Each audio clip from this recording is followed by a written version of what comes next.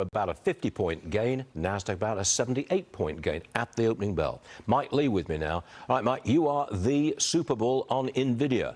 Are you still the Super Bull on Nvidia?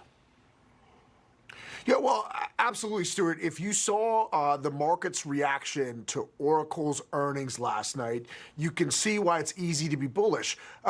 Oracle's cloud infrastructure group was up 42% year over year. Okay, this is the key component that is buying the Nvidia chips to use for their clients.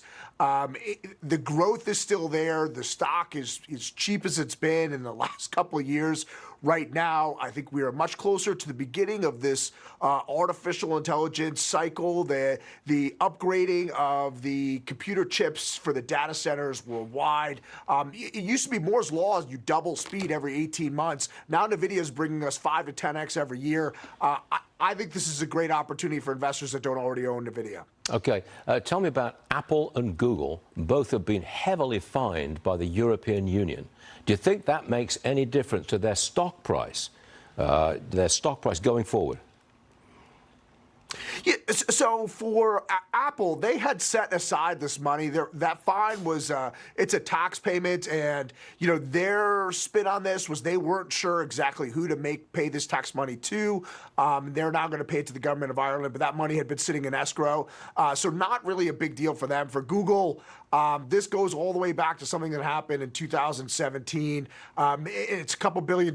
It'd be much better if they were paying it, but if you're Google and you are one of, if not the most powerful company in the world, this is loose change. So no difference to the stock price going forward. It's just continuing harassment from the Europeans.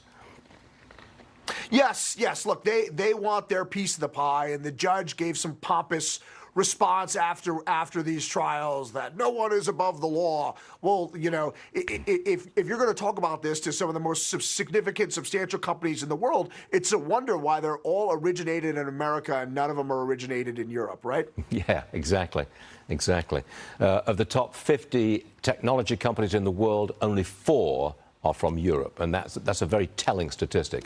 Mike Lee, thanks for joining us this morning. Always a pleasure. And we will be checking Nvidia. See how it goes. Thanks, Stuart. Thanks, Mike. All right, we got